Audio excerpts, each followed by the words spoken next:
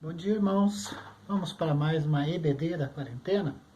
Infelizmente, ainda não podemos voltar para a igreja. Estamos seguindo aí nas recomendações das autoridades e também as recomendações do nosso presbitério, né, do sínodo.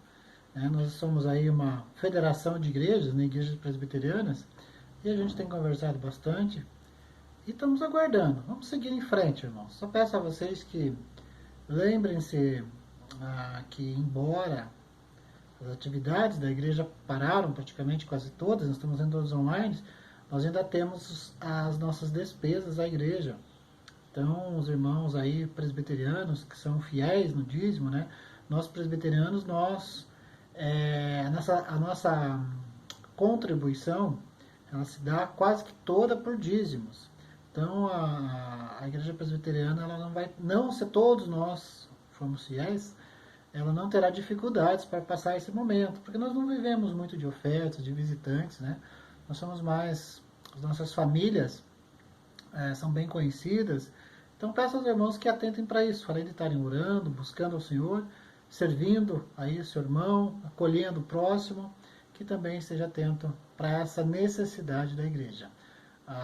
Nós colocaremos sempre aos domingos aí uma propagandazinha, um folderzinho com os nossos dados, com a nossa conta e tudo. E aí os irmãos, então, podem fazer seu depósito, sua transferência. Deus os abençoe, meus irmãos, nesse aspecto, que não falte nada na casa de vocês, que vocês tenham em abundância e possam socorrer aqueles que estão necessitados.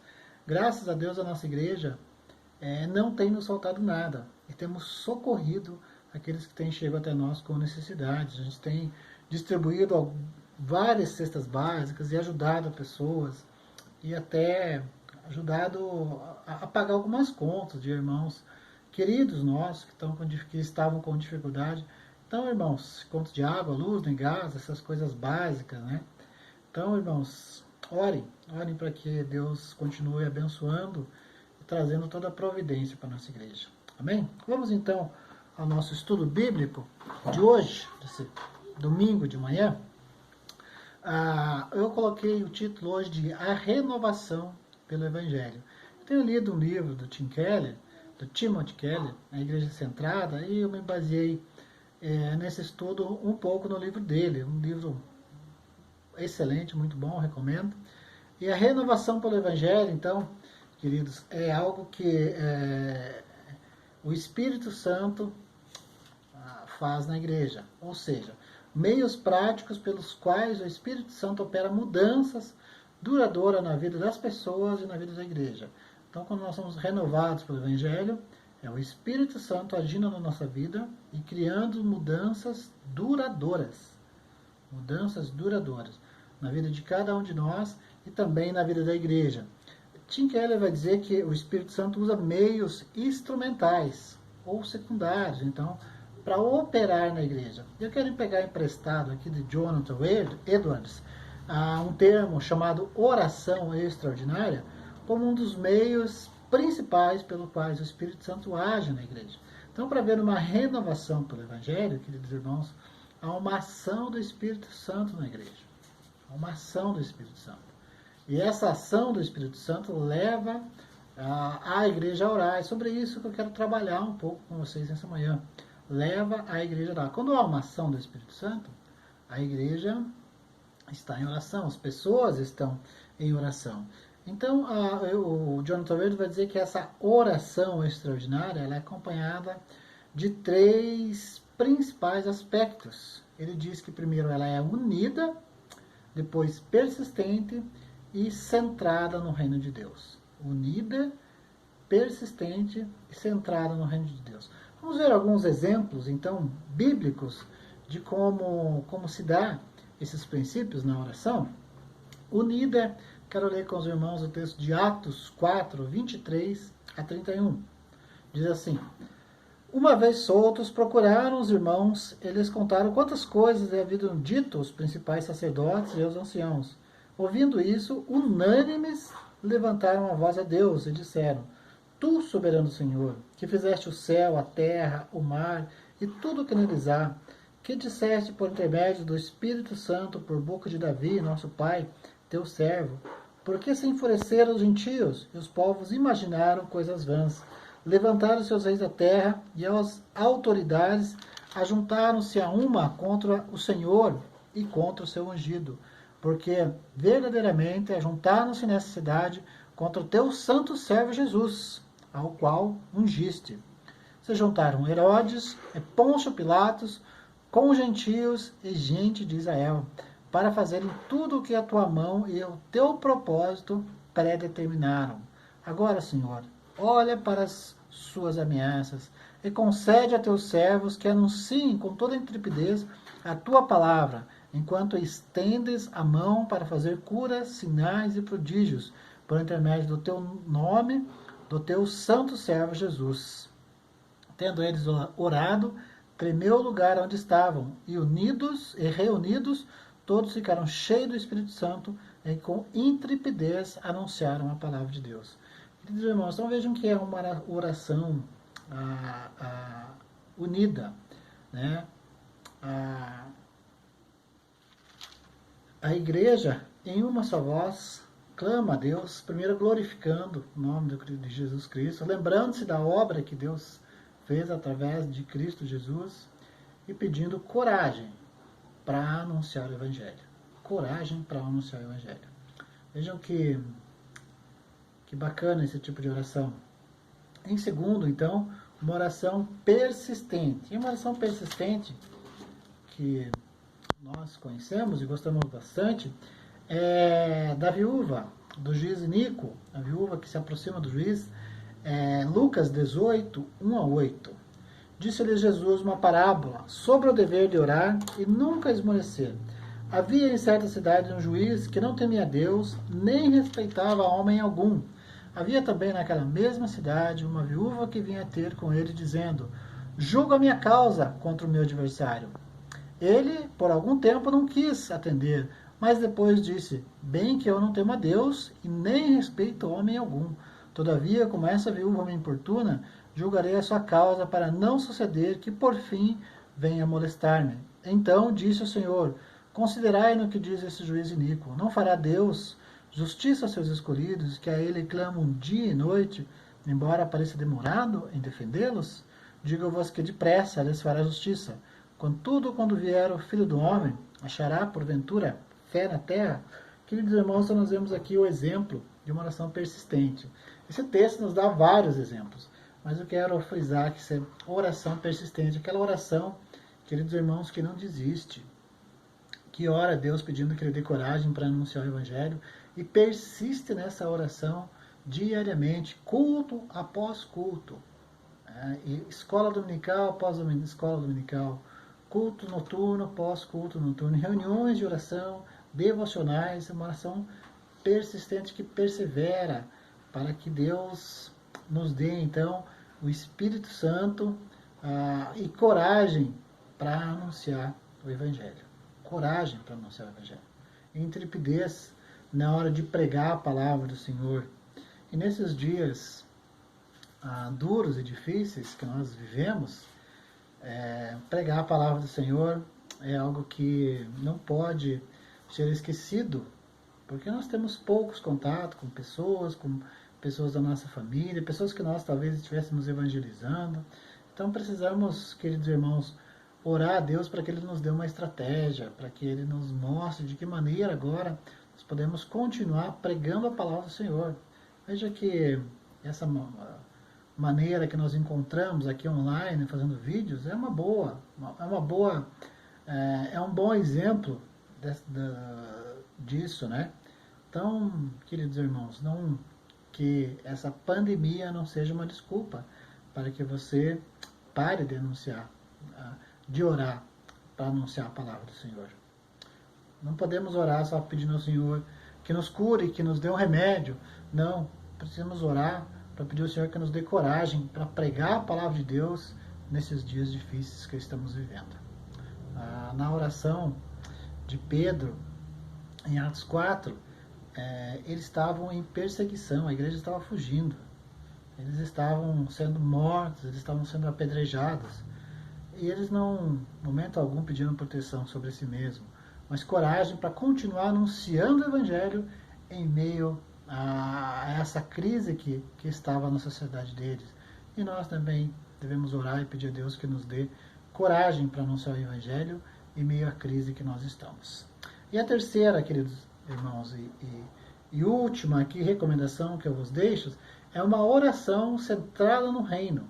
E aí eu quero ler então a oração mais famosa, né, que eu acredito que nós temos na Bíblia.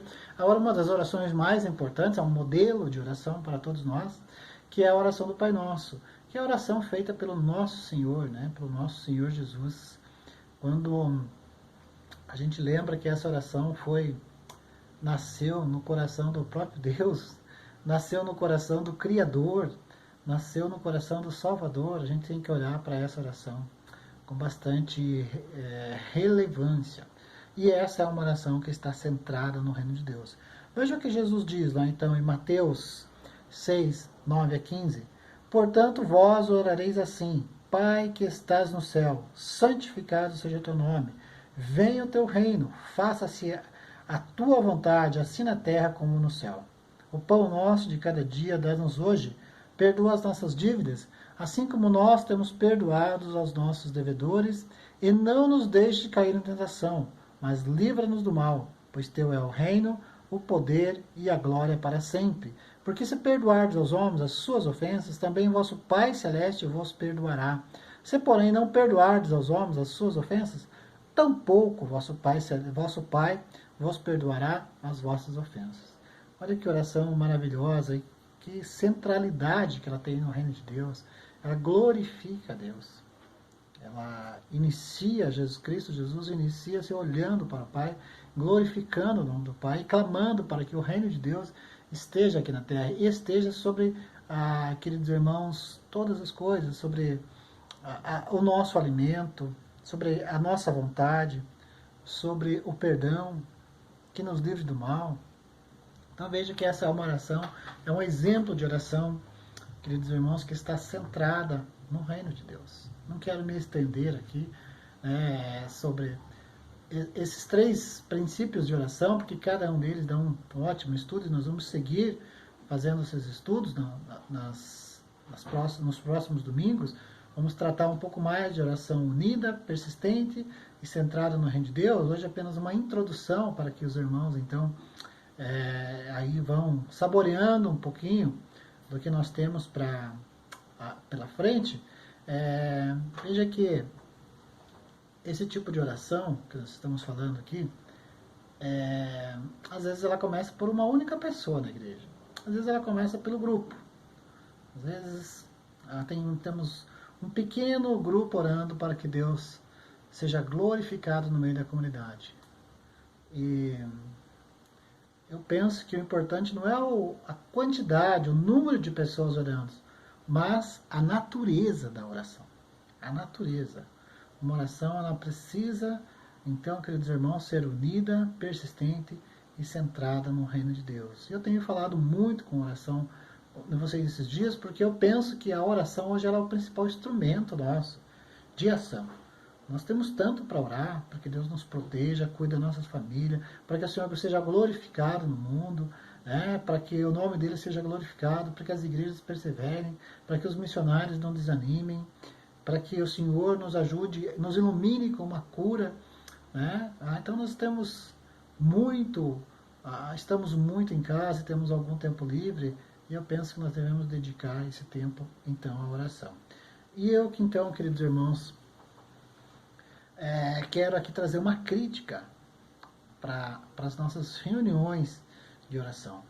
As nossas reuniões de oração, elas não podem ser curtas, mecânicas e centradas nas necessidades físicas da igreja. Então vejam bem, será que as nossas reuniões de oração são curtas, são mecânicas e são centradas nas necessidades físicas da igreja? E eu quero deixar aqui, para encerrar, então, 3 características que devem conter na oração. Súplica para graça, para confessar pecados e nos humilharmos, suplicar a Deus, pela graça dele, para que ele nos dê graça, para que nós confessemos os nossos pecados e nos humilhamos diante dele, ter compaixão e zelo pelo crescimento da igreja, em alcançar o perdido e anseio por conhecer a Deus. Anseio por conhecer a Deus. Ver a sua face, por vislumbrar, por enxergar a sua glória. Nós notamos esses valores aqui facilmente, se eles têm ou não têm uma reunião de oração. Então nós vamos então para a palavra de Deus, Êxodo 33, deixo aí 3 textos para vocês se aprofundarem no assunto, Êxodo 33, Neemias 1 e Atos 4, que é o texto que nós lemos aqui. Então nós encontramos essas características nessas orações.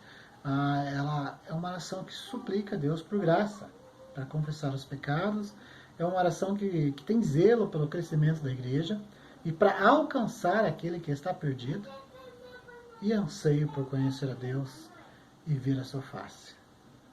Anseio por conhecer a Deus e ver a sua face.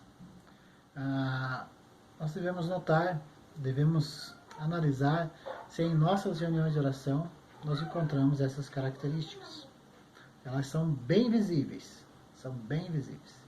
Atos 4, por exemplo, Pedro pede, junto ali com a igreja, eles oram, para que Deus dê coragem a eles, não para que os proteja, não para que proteja suas famílias, mas que dê coragem a eles para que eles continuem proclamando o Evangelho de Jesus Cristo em meio às perseguições. Isso é algo que a igreja precisa pedir muito hoje, queridos irmãos. Senão, para que Deus nos dê coragem, para que nós continuemos anunciando o Evangelho em meio à crise que nós estamos vivendo. Anunciando o Evangelho de uma maneira, talvez, que nunca o mundo viu, pelo menos não na nossa era, que é você anunciar o Evangelho sem se aproximar da pessoa, porque nós estamos impedidos de nos aproximarmos uns dos outros. Anunciar o Evangelho hoje é um grande desafio para a igreja. E nós devemos procurar respostas em Deus, em Cristo Jesus. Então, queridos irmãos, que Deus nos dê coragem para continuar, então, anunciando o Evangelho de Deus, o Evangelho de Cristo Jesus, o Evangelho que transforma, o Evangelho que traz vida. Que Deus nos dê coragem para continuar pregando a palavra. Vamos orar? Senhor Deus, amado Pai, nós oramos ao Senhor, Pai, e pedimos, Deus, que o Senhor nos dê graça, Pai, que o Senhor nos ajude, Deus, para que nós possamos confessar, Deus, os nossos pecados, nos humilharmos diante do Senhor, clamando por misericórdia e pedindo perdão, Senhor Deus. Que tenhamos, Pai, compaixão e zelo, Senhor Deus, pelo crescimento da igreja, Pai. É possível, Senhor Deus, que a igreja cresça, Pai, com as portas fechadas, como está nas nossas igrejas nesses dias, Deus. Nos ajuda, Pai, para encontrar respostas, Senhor Deus, para essa questão tão complicada. E nos dá também, Pai, zelo pelos perdidos, Deus. Há tantas pessoas perdidas, Senhor Deus, nesse mundo. Nos ajuda a encontrá-las, Pai, pelo Evangelho de Cristo Jesus, Senhor Deus, e que possamos ansiar em conhecer a Ti, em vislumbrar, Pai, a Sua face, e enxergar, Senhor Deus, a Sua glória, Pai. Nesses dias difíceis, Senhor Deus, a glória do Senhor, Pai, é algo, a visão da glória do Senhor é algo, Pai, que acalma, Senhor Deus, os nossos medos, as nossas angústias, as nossas ansiedades. Porque quando vemos o Senhor, lembramos, Senhor Deus, que o Senhor já venceu todas as coisas, que o Senhor venceu a morte, e que se pertencemos a Ti, em Ti somos mais que vencedores. Em Ti, também, Cristo Jesus, pela fé, já vencemos todas as coisas, Pai. Cuida, Senhor Deus, da igreja presbiteriana de Almirante Tamandaré. Cuida das nossas famílias, Pai. Nos protege, Senhor Deus, e nos ajuda, Pai, para que a nossa oração seja centrada no Senhor, Pai. Eu oro em nome de Jesus. Amém.